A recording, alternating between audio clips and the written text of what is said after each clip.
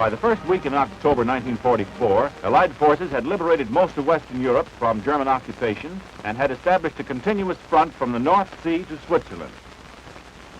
The Ninth Army was assigned positions north and east of Aachen on the extreme left flank of the American forces. At this point, the Ninth Army consisted of the 19th Corps only, composed of the 29th Infantry, 2nd Armored, and 30th Infantry Divisions. After fighting north of Aachen, these divisions began the preparations for the Allied offensive to penetrate the Siegfried Line in mid-November. A rest camp was established at Kerkrade, near the German border in Holland, approximately 5 miles behind the front line. The 30th Division arrived at this camp during the first week in November to rest before the start of the new offensive. Originally assigned to the First Army, this unit landed in Normandy, participated in the drive across France and Belgium, and took part in the fighting around Aachen. This was their first rest period. A recreation program was provided, but the men were free to spend their time in any way they wished. Most units were assigned to the camp for 48 hours.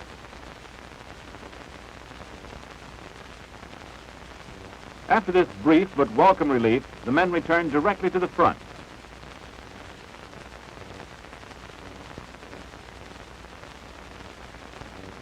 On 10 November, General Dwight D. Eisenhower, Supreme Allied Commander in Europe, inspected Ninth Army troops accompanied by Generals Bradley, Simpson, and McLean.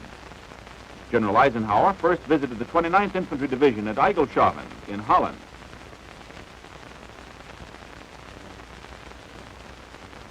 With Major General Charles Gerhardt, the division commander, General Eisenhower talked to enlisted men from the front lines, complimenting them on their work.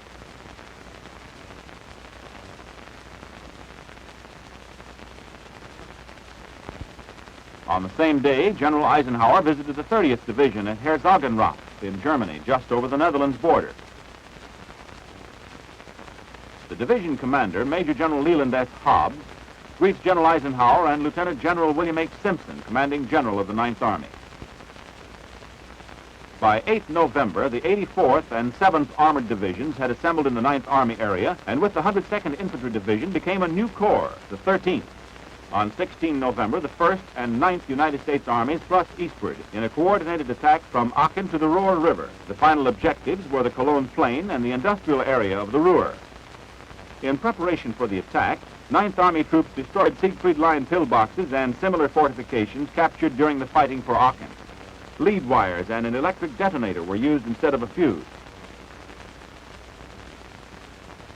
This pillbox west of Aachen was blown by the 246th Engineers.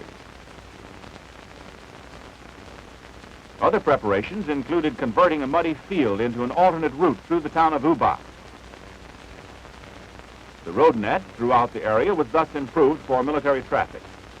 A Class 1 supply dump was established in the area at Maastricht, Holland. When completed, it would contain enough rations to feed 1 million men for a week.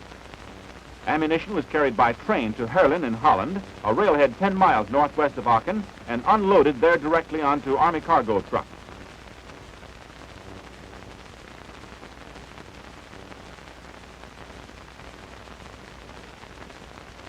These transported the ammunition to a forward dump along the Aachen Road.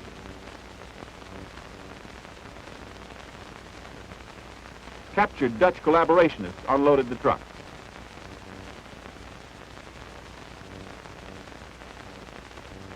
In Übach, a field artillery battalion laid telephone lines from its battery to headquarters. Wire was strung off the ground because of weather and traffic conditions in forward areas. A German plow drawn by a GI truck provided an improvised method of digging a ditch in which a multi-strand cable was buried. This was used for more permanent communication systems. The area confronting the Ninth Army and over which it would have to fight was flat, arable farmland with little natural cover except for scattered clumps of trees. The countryside was dotted with small towns and villages, frequented not more than a mile or two apart, and consisting of old, solidly built stone houses. The enemy had evacuated civilians from the area and entrenched himself in these villages, which constituted excellent defensive positions. Field fortifications included the pillboxes and earthworks found throughout the depth of the west wall.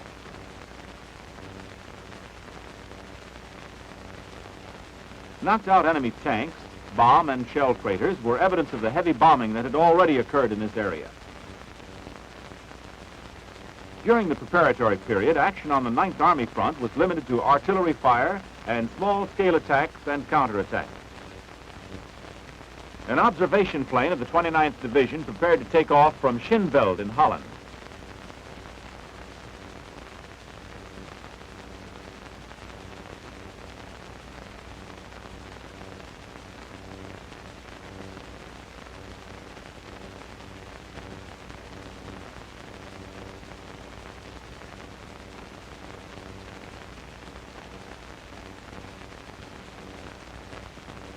The plane directed fire on targets near Geilenkirchen, Germany. A battery of 105mm howitzers fired as directed by the plane. At Ubach, to the south, a field artillery battalion of the 2nd Armored Division softened up the enemy. This barrage included smoke shells, which marked the targets for our aircraft.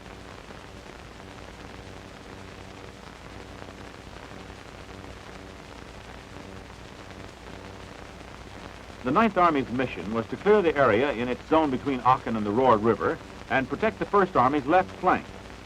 Objectives included first Aldenhoven and then Jülich. The 30th Division, reinforced by a regiment of the 84th Division, advanced in a general southeasterly direction to the Army border and then became Corps Reserve.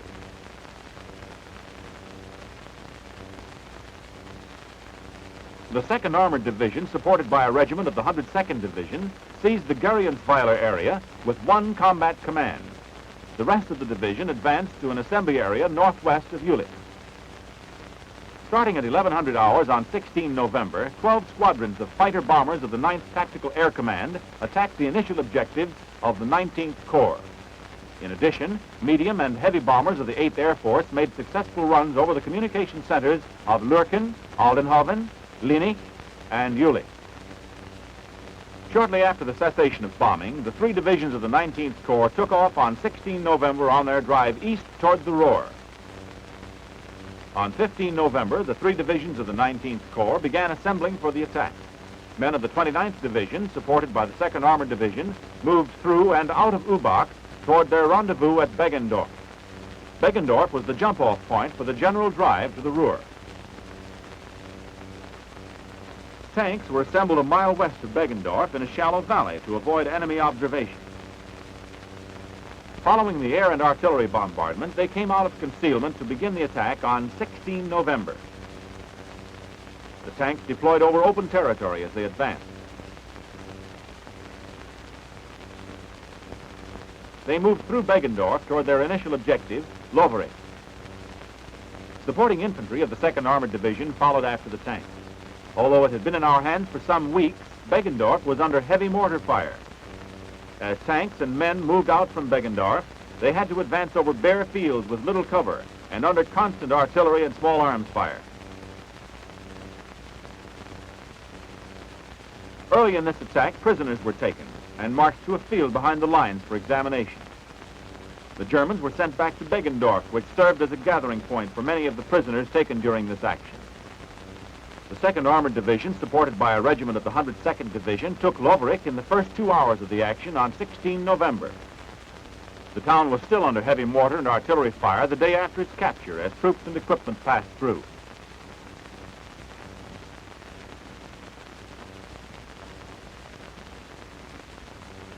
Beyond Lovering lay more open fields and more difficult fighting.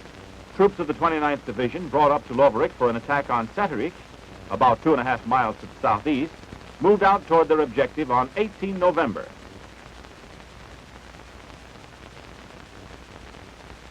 Meanwhile, to the south, the main strength of the 29th Division was battling for the town of Bassweiler, which had to be cleared before Satterich could be attacked from that direction. The troops used small arms and mortars in house-to-house fighting.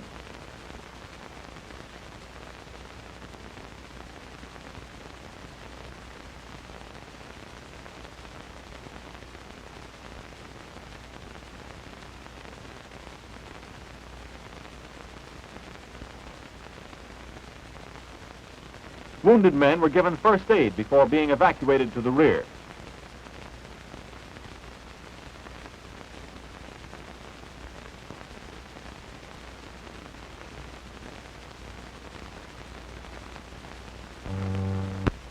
Breaking from the cover of houses on the fringe of Bassweiler, a battalion of the 29th Division deployed for its attack on Setterich to the northeast.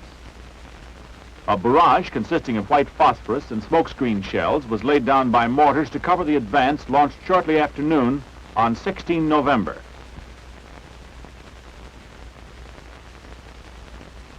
Heavy artillery fire was encountered by troops that had almost no cover.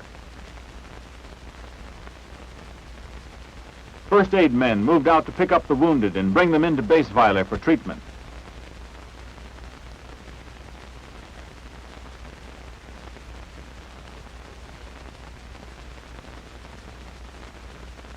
Tanks of the 2nd Armored supported the 29th Infantry Division as they moved out of Bassweiler towards Setterich.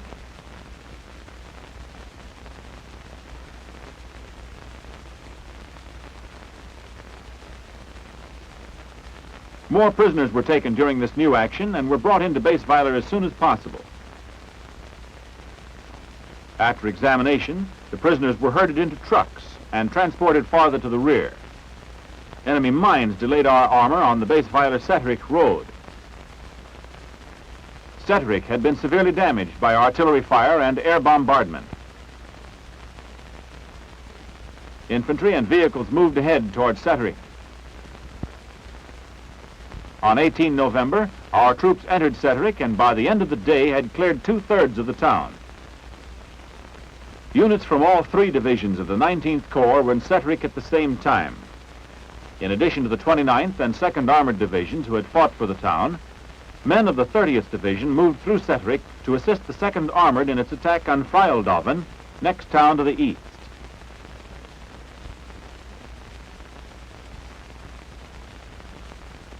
These troops left Setterich on 19 November.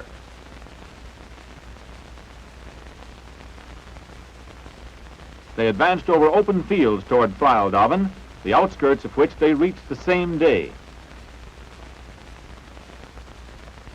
Freildenhoven, shown here from the air, was overrun and occupied by our troops on 20 November. Meanwhile, due south of Setterich, the 29th Division launched a parallel drive eastward. Infantry utilized captured enemy trenches in their advance toward Bettendorf.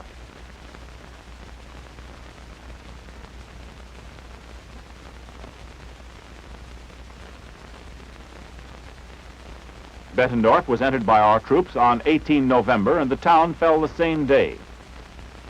It immediately became a base of fire against strong enemy resistance. Prisoners taken in and around Bettendorf seemed stunned by the 9th Army drive. 1,034 prisoners were taken during the first 3 days of attack. Seersdorf, about a mile northeast of Bettendorf, was captured on 18 November. These air views of Seersdorf suggest the damage suffered by the town. Aldenhoven, taken 21 November, was equally hard hit.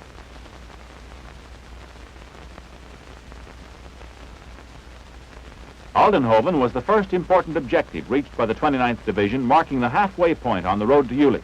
Here, 2 medics of the 29th Division look over the remains of a church, in front of which men of the 81st Tank Destroyer set up a 3-inch anti-tank gun. A wire liaison team laid communication lines along a street in Aldenhoven.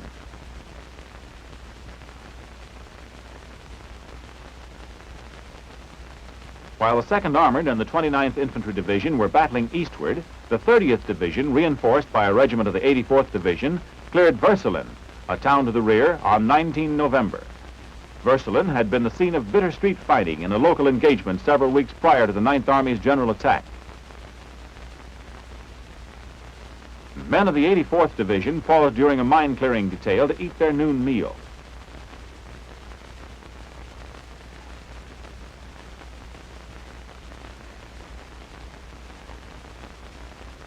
Every object suspected of concealing a mine had to be carefully checked before the area was considered cleared.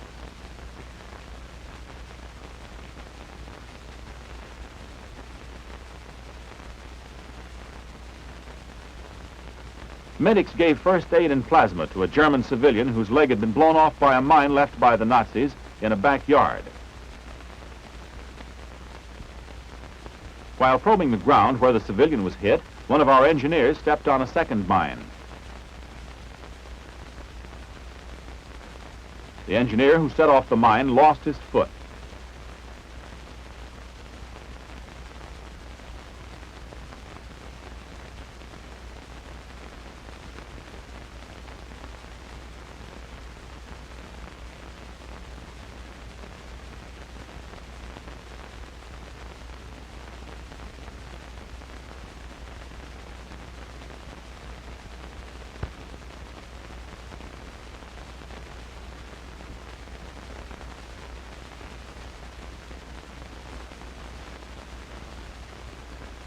By 18 November, a regiment of the 84th Division and the British 43rd Division was poised for a joint attack from two directions against the German city of Geilenkirchen.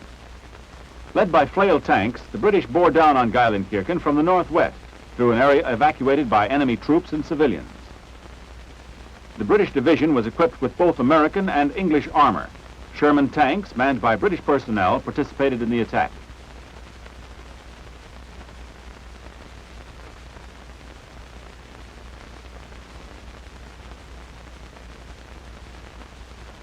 The 43rd Division passed through the German town of Gangelt, just across the Netherlands border.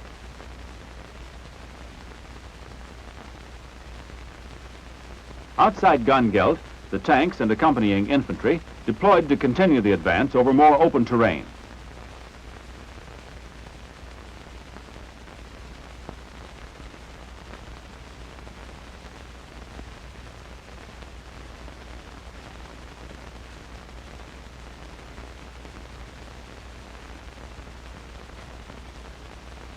The British action developed into an encircling movement. Troops fanned out to cut off the approaches to Geilenkirchen and to gain the advantage of high ground to the north.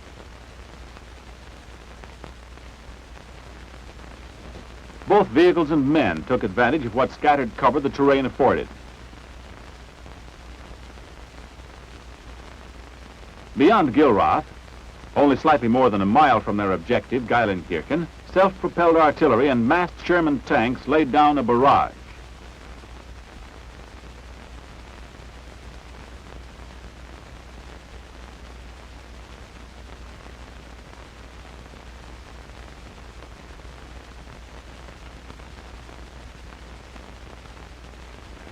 Men of the 8th Battalion of the Middlesex Regiment threw in harassing fire to support American infantry attacking from the southeast.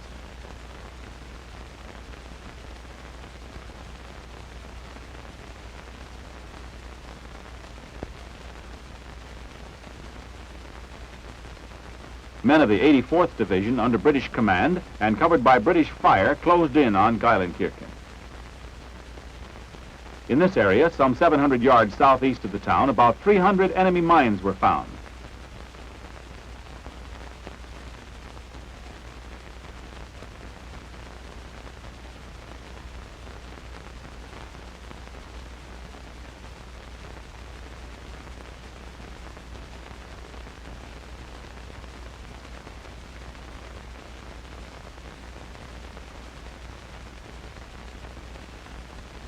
Infantry advanced past deactivated mines.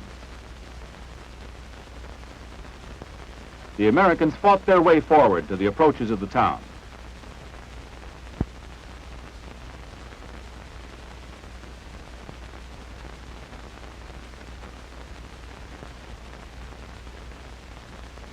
Having overcome initial enemy resistance, they marched on Geilenkirchen. Meanwhile, British units had resumed their progress toward Geilenkirchen from the northwest.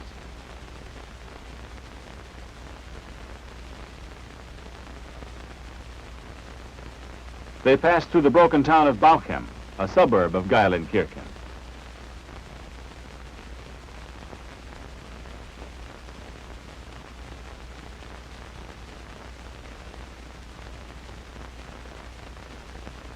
American infantry and tanks of the British division entered Geilenkirchen at dawn on 19 November.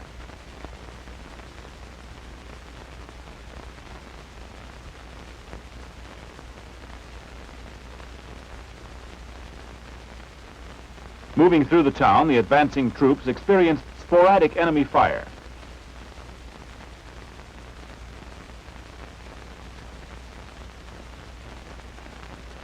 The use of loudspeakers to urge enemy troops to surrender, one form of psychological warfare, was used by the Ninth Army for the first time at Geilenkirchen. Some 300 Germans surrendered in response to the broadcast message.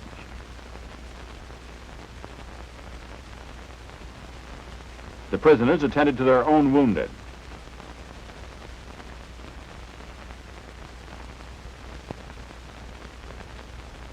Many other Germans were ferreted out of buildings and taken prisoner.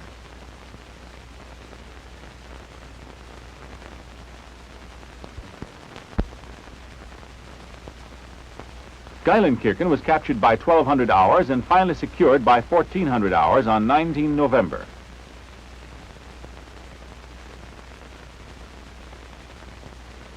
In cleaning up activities, engineers deactivated an enemy demolition charge placed under a bridge by the Germans before withdrawal.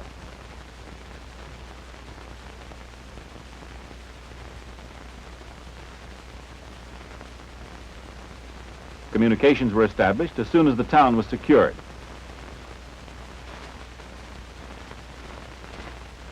After some of the most severe bombing and artillery attacks of the war, Geilenkirchen presented a scene of devastation that followed the pattern of Aachen.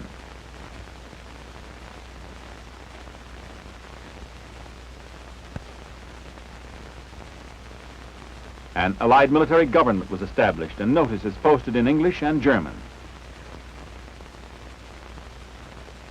The weather deteriorated on the 20th, the day after Geilenkirchen fell. This bad weather continued for the next 5 days and hampered operations all along the front.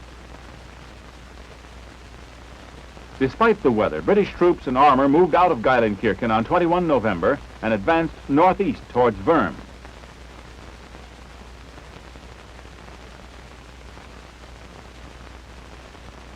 The British used flail tanks with much success to discover and detonate mines in this area.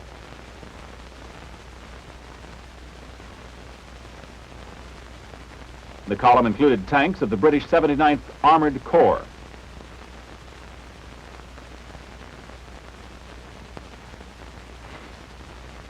On 19 November, American troops of the 84th Division, also moving northeast, entered Sugarach, jumping off place for the joint attack on Worm.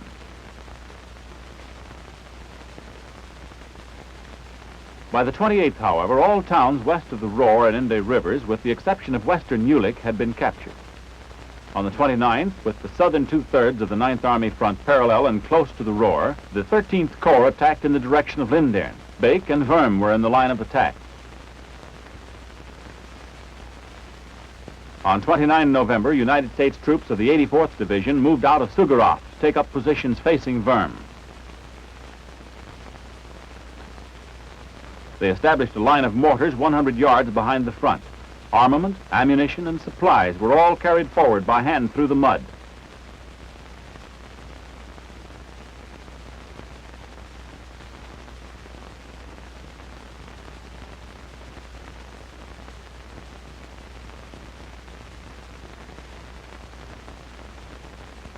Slings were used to pack the mortar shells.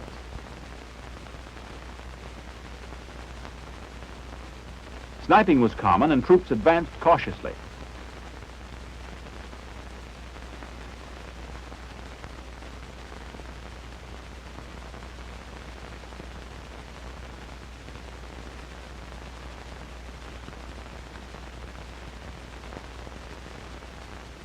Mortars were emplaced in defilated positions. The mud made evacuation of the wounded even more hazardous than usual.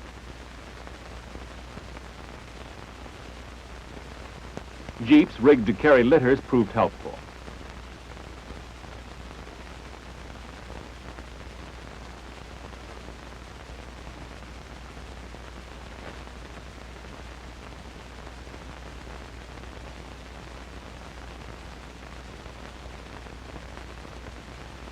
Meanwhile, in the advance on Beek from Oppweiler, the mud was equally treacherous. Maintenance of communications became a major problem.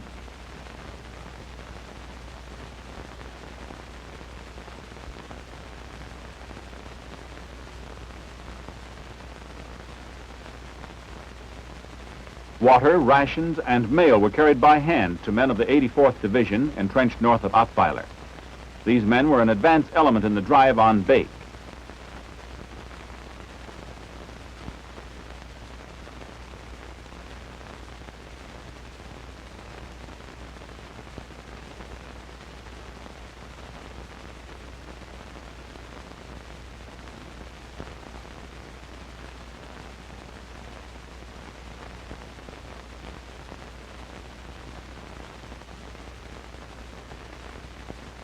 This sector was under artillery fire, making it difficult to get the wounded back to a point where proper medical attention could be given them.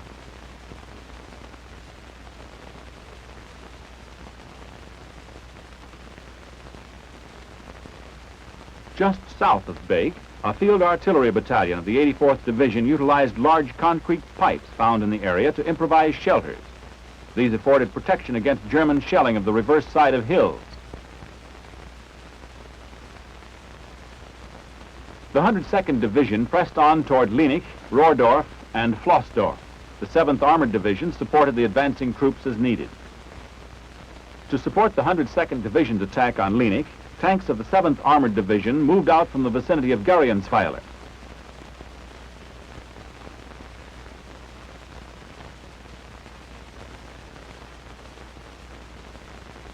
The 102nd Division and the 7th Armored Division entered Lienich late on 1 December, and by 2400 hours held two-thirds of the town.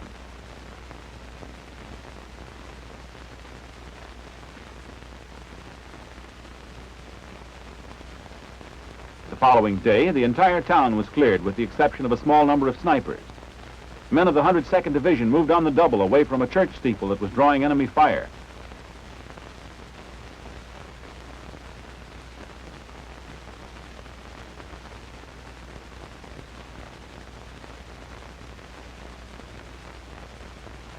Moving through Lienich, troops of the 102nd Division on 2 December captured and cleared Roerdorf, south of Lienich on the Roer River.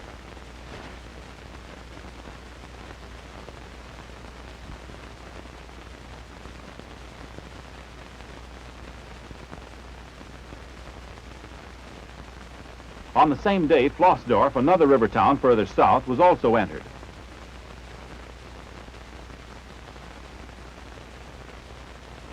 The capture of Roerdorf and Flossdorf allowed the 13th Corps to capture the Roer River and to achieve its objective of clearing the west bank of enemy troops.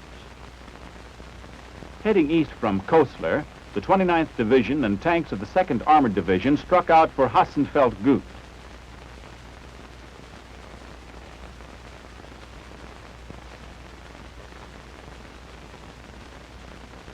Hassenfeld-Gut lay a mile north of Jülich, which can be seen in the distance being shelled by our artillery. The fighting for the Gut was so prolonged that the infantry regiment assigned to capture it had to be relieved after 6 days of constant effort without obtaining its objective. This man lay in a field for more than 5 days after being wounded by artillery before he was found by our first aid men.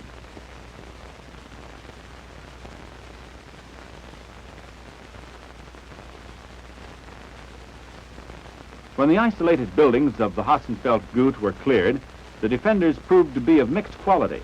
Many of the German casualties and prisoners were mere boys. The 115th Regiment of the 29th Division finally cleared the territory the 8th of December.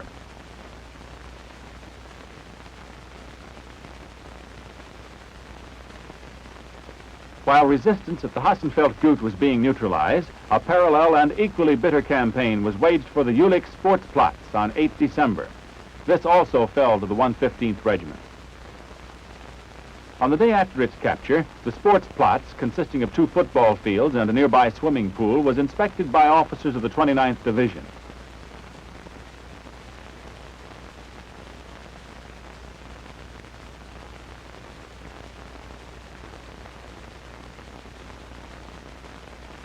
In crossing the broad expanse of the Sportsplatz, our men had not only faced the defending garrison, but heavy enemy artillery fire from locations across the river. By 14 December, the 30th Division, coordinating with the 1st Army, cleaned out the Inde-Roer triangle. Swollen to 3 times its normal width by rains, the Roer presented a formidable barrier to both men and equipment of the Ninth Army.